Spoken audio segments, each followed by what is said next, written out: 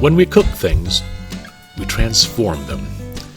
And any small acts of transformation are among the most human things we do. Great meals rarely start at points that all look like beginnings. Usually pick up where something else leaves off. This is how most of the best things are made. Imagine if the world had to begin from scratch each dawn. A tree would never grow, nor would we ever get to see the etchings of gentle rings on a clamshell. Welcome back to the farm. It's week 3, and as you can see by this glorious picture over here, abundance is happening in the fields. And so part of that will show up in your boxes depending on the size and share you've purchased or choice that you pick off the choice table. We have a really fun new vegetable to showcase. It's called Celtuce. And it's an Asian lettucey kind of thing. It's a hybrid of a lettuce. The leaves are edible. They tend to be a bit on the bitter side. And we'll show you how later on how to peel it and use it. I think we're going to make a mini mix with it. There you go. We're going to circle back to chapters 1 and 2 of our book that we're playing with this summer, An Everlasting Meal.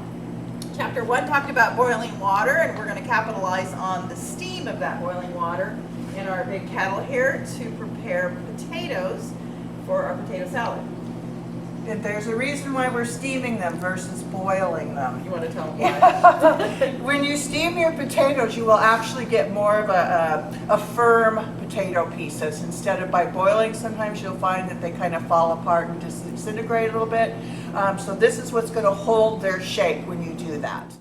And it's a method that you can transfer to lots of other options throughout the summer. So we thought we'd focus on that. We're going to show you how to assemble a potato salad safely. We're not going to make the traditional 4th of July potato salad, though the recipe is on the website. And Ken has it loaded up, or we'll have it loaded up for week 3. He has it loaded up for week 3. Let's see what else. I will show you how to hard-boiled eggs so that they're nice and chilled and ready to go for the day that you assemble the potato salad. And we're going to poach some eggs. We're going to try Tamer's idea of pre-poaching some eggs and having them in the fridge stored in some cold water so that taking advantage of all of our lovely greens, you can toss it in a vinaigrette and then just place a quickly reheated poached egg on top and you have instant dinner. So we thought we'd play with that method too. So off we go. Up we go.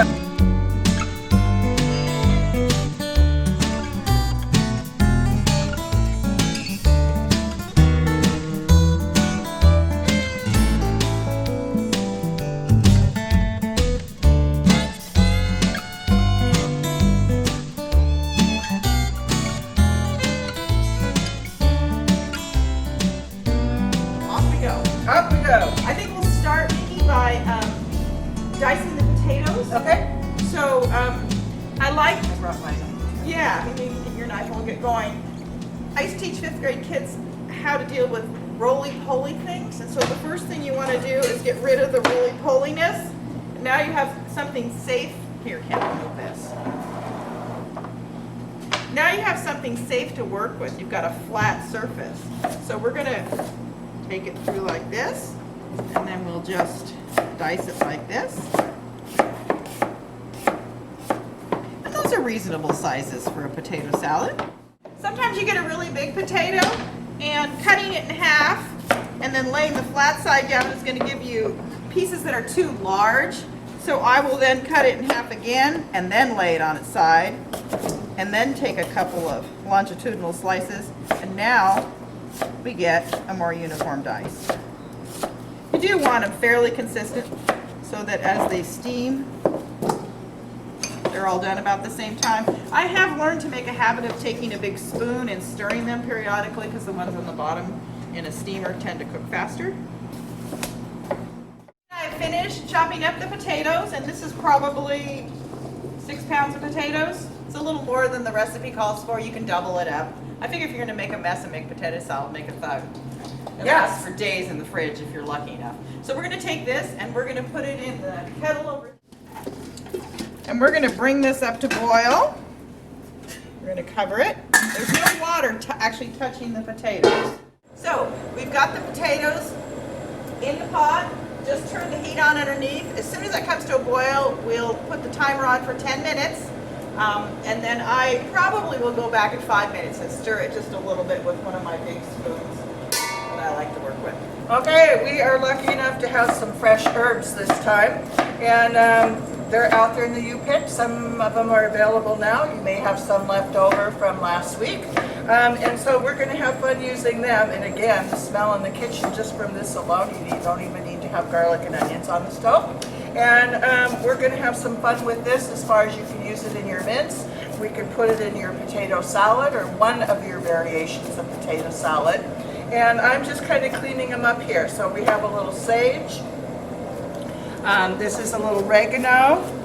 This is obviously some chives, and this is a little bit of savory. The water just came to a boil on our potatoes. I'm going to set it for 10 minutes so I don't get distracted and forget.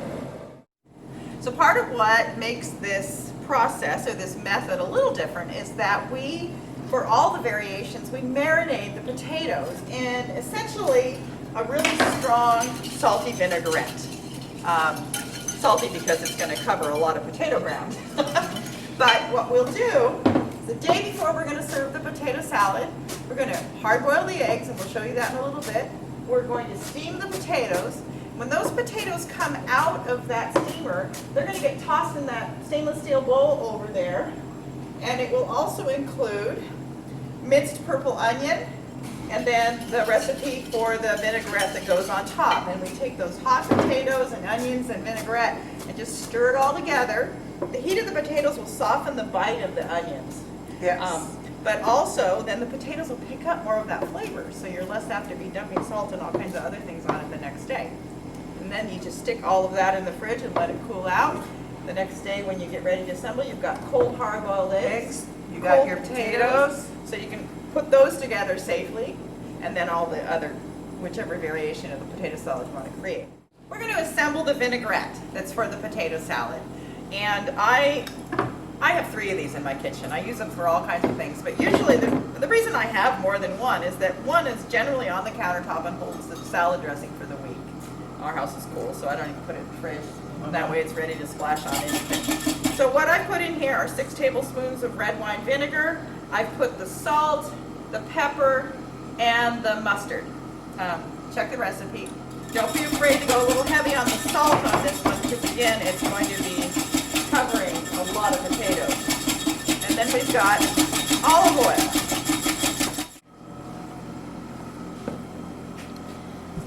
When you've got a bowl or something that might want to wander away from you and you're the only one in the kitchen, wrap a towel around it. Now the goal here is to just drizzle a little bit of the olive oil in at a time. Whisk in the oil last. Mimi uses her food processor. I just stick this down in the sink, and that way any splashes go in the sink. This was really cold olive oil, so it wanted to go into an emulsion quickly, and that way it doesn't separate as readily. If you use your food processor, be careful that you don't over-process. You drip your oil down in while it's running. We're a few minutes into steaming the potatoes. They're not quite done, but we are going to stir them so that the bottom ones don't get cooked first. So these are our farm eggs. They're $8 a dozen. They're very fresh. Anyway, what I want to show you is how I hard boil eggs. So this is cold water. Mimi's going to put a dozen of them in here. And then we're going to bring them to a simmer. A simmer is 180 degrees if you care. But it's just when those bubbles start forming. And as soon as they start to form, I turn it off, I put the lid on, and I put the timer on for 10 minutes. Forget about it for 10 minutes. When it's done, I take it over the sink, and I drain it and run a bunch of cold water into it. And I usually get really great hard-boiled eggs that way. If you've overcooked an egg, you get that kind of weird brown around the yolk and green. Generally, that doesn't happen. So we'll see if I can get it done correctly this time. So the timer has gone off on the potatoes. We've got the onions all minced in here. I'm going to take the salad dressing, the marinade, off the potato recipe and dump it in here. So we're going to take these hot steamed potatoes dump them right in there. And I like using the metal bowls because it allows them to cool more quickly. And when they're in my kitchen, when I've done this, once I get all the marinade distributed, yummy, starting to smell like 4th of July. I tend to push it back on the edges so that there's not a big dense area and it gets to cool faster so you don't overcook the potatoes. Let's look at the eggs. We've got them started, and if you look here, Ken, you can just start to see a few bubbles form. That's not near enough. We're going to give it a few more minutes. So put a lid on it and just give it another minute and wait for it to come up to a simmer. Here we go, our new veggie. And what we're going to do here is we're going to cut, these are kind of bitter on the top, and it's the center that we want to eat. So what we're going to just do is take this off. And one of the reasons for taking it off now, when you go to put it in your refrigerator even, is leaves like with beets and other carrots and stuff, this is going to pull moisture from your bulb or tuber or whatever you have. So by taking this off, this cannot take any of the juiciness out of your veggie. And then this part is still edible, a little bitter, but then you can put this into your braises. No reason not to, so there's your extra pot in the refrigerator ready to rock and roll for another meal. So there we go with that. Take your peeler and you can just, I'm lefty. I think maybe let's mince it. I'm going to go ahead and pre-squeeze the some lime lemon. juice into the bowl we have the marinade in, just so we don't have to wash another bowl. And Oh, this one's good. Okay. it is one of those vegetables that you want to immediately get into an acid of some kind, like red wine vinegar, lime, lemon, something, because it will turn brown quite quickly. I'm just going to do a dice because for fun we're going to turn this into another mini mince to put on top, or again just to have in the refrigerator for who knows what else later. Would you like chives in there maybe? Oh, definitely chives. We've got a little salt. The mince is some kind of acid and some salt. Yep. And again, you can use what herbs you have.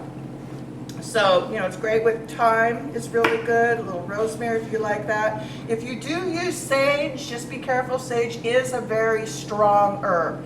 And the basic ratio to dried herbs to fresh herbs is you want to use 3 times the amount of fresh herbs to dried herbs. You can also stir fry this. This is a vegetable that comes from China and is heavily favored in Southeast Asian cuisines. There's one thing I saw on the internet where the guy was making ribbons out of it. I think that's okay if you have plenty of time at the last minute, but remember these things are going to turn brown quickly, so maybe make ribbons and toss it into the stir fry at the very last minute, and that might be a lovely mouthfeel and a great way to introduce flavor to the kids. Anywhere between citrus and nutty is the flavor of that. And since, of course, zucchini's going to be around now for months, we might as well just use it in every possible way we can think. And this one's big enough. I'm going to take out just a little bit of the pith. So this is what I'm looking for. See the bubbles forming, and I'm going to turn this off. It's just hitting a simmer stage. And we're going to cover it, and we're going to put the timer on for 10 minutes. When 10 minutes is up, we're going to take it to the sink, run it under a lot of cold water to stop the cooking process, and then we'll have hard-boiled eggs. Which we'll just pop in the fridge and let them chill overnight. Again, if you're really on time restraint, don't, but it's kind of nice to get the pith out. Again, remember this pith is edible, so again it can go into your braise, so don't hesitate with that, or even when you're making a stock or something you can throw that in. And then this I'm going to do just, again, just really just so it makes it go easier if I just slice it in a long way a few times. The reason Mimi and I are demonstrating taking the pith out of a zucchini is as the summer goes on, those seeds get bigger and there's mushy in there. And I think that a lot of people object to zucchini because that's how it comes to their plate, lots of slime. Now that's lots of nutrition. Like Mimi said, we throw it in sautés and braises, but not necessarily with the flesh of the zucchini. True. And if you're in my house, sometimes I use even stuff like this, and I I'll even put it into, when I bake my bread, I'll just grind this up and put it into bread. And it's really good bread, you guys. A few minutes later, and we're going to stir that potato salad marinade base down. And already the onions aren't as stringent, but it sure smells, it's starting to smell like 4th of July in here. Good. So once I let this chill down for maybe 10 or 15 minutes, then I put it in the refrigerator uncovered, maybe just a piece of parchment paper laying over the top. Keep it in the same bowl. And then in the morning you can add your hard-boiled eggs and just build it right in the bowl. Bits and pieces. Yeah. See, now here, what I did was just because we had it. Is that kale? There's a beet leaf in here, there's a kale leaf in here, and I'm doing that for a little bit of color. And of course, texture and flavor, and again, just using up everything I've got. So 1 or 2 leaves of anything that's left over, or just to pull off the plant, and in it goes. And you can see how that kind of right there just even makes it look a little nicer, just if you want to get fancy.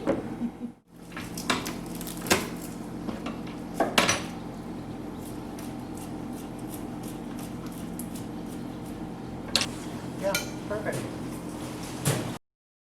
Just took the eggs off the 10-minute while they were soaking in water cooking in water that had come to barely a simmer. Okay, so we've let them chill in the water just a teeny bit. If you were at home, you would have let them chill in the refrigerator overnight. So now you're handling a cold egg. And you can put that on a cutting board if you prefer. But you can see, Look at the glorious color. look at that color and no green from an overcooked yolk. But this is the best way to get fresh farm eggs out of their shell because they want to hang on tightly. Whoops. Smaller one. Thank you. And this is what I do at home. So you can just hold it and cut it like that if you want. You feel safer. And that'll save you a lot of bother. So we're going to practice one more method today, and that's poaching eggs, which a poached egg over some of our greens, and Mimi's washing some of the green selection. It's beautiful. They're so tender and lovely. So you're going to have those wrapped in a towel and dried and chilled in your refrigerator. I don't like to do it the same day I wash it because then you end up with wet greens. And if you put a hot poached egg on that, maybe the greens are tossed in a light bit of vinaigrette, that's the best breakfast in the world with a nice piece of toast. So we're going to turn this on. We're going to bring it to a boil. And as soon as it comes to a boil, we're going to turn it down to a simmer, and one at a time, we're going to gently lay an egg in there. Now, you don't want it rolling in the boil or you'll just break the egg apart. I cheat a little bit, and I put some vinegar. At home, I would use apple cider vinegar, but I haven't got any. So I'm going to use about that much, maybe a tablespoon and a half of vinegar. You just want the acid. It's going to cause the white of the egg to tighten up a little bit. Some people don't like that. I think if you're learning to poach eggs, that's a good place to start. Having one of the eggs pre-cracked, ready to go, once that thing comes to a boil and you're going to turn it down to simmer, a nice thin edge is helpful. I'm just going to kind of lay it in the water gently so you don't cause it to fall apart. It's come to a boil, and we're going to turn it down to just a nice little simmer. We don't want to beat those eggs up, but we want it hot enough to make them coalesce. So we'll do like this.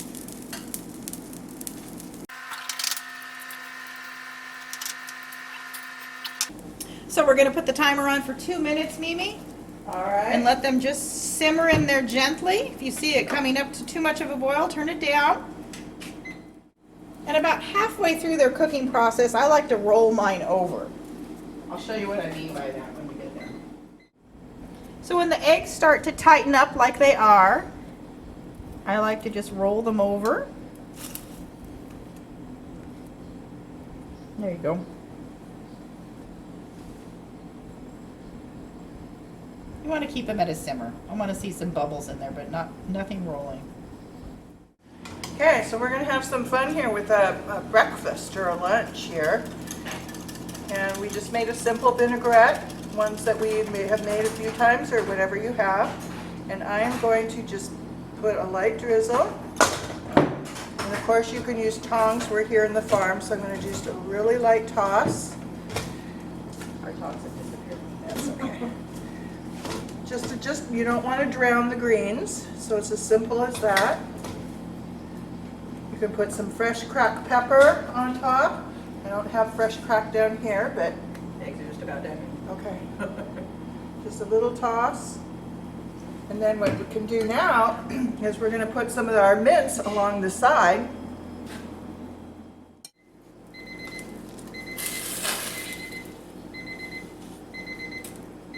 Oh, Poached egg for breakfast. How's that, guys? a little salt and pepper on top, and if there was a piece of toast with this, can you top that for breakfast? And then Tamar has a suggestion of taking the rest of them, if you want to have a few around for the week.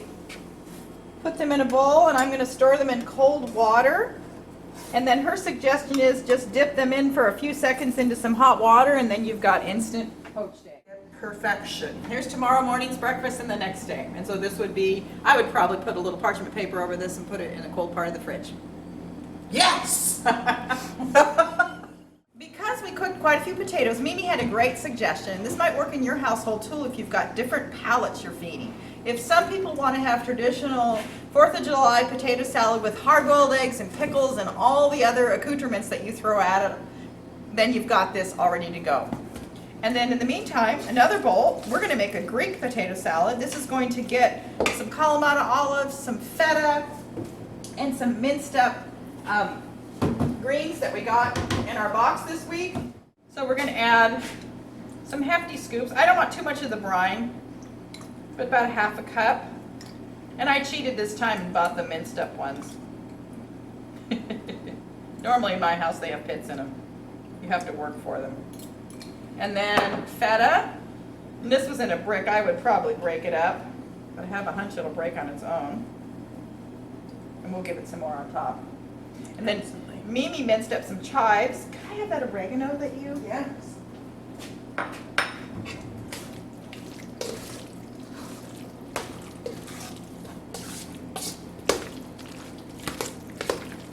Now, I have to say, this is still warm. So, well, yeah, go ahead. I would rather that I would be putting this into a chilled potato mixture so as not to overcook the chives. And also, let's run a knife through these.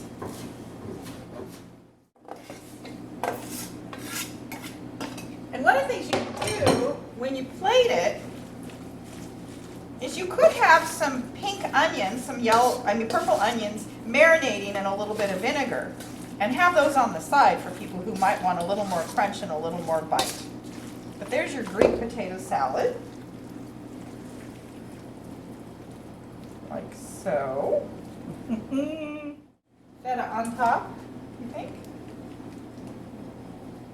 For prettiness and for flavor. And for more flavor. And often I will have this in a bowl. If I'm serving a crowd of people, I'll have those extra accoutrements. They could put more Kalamata, they could put more feta, they could put more chive, maybe some sliced purple onion. And then you know the mince we're always playing around with? How about a little color? There you go. So there's your Greek salad.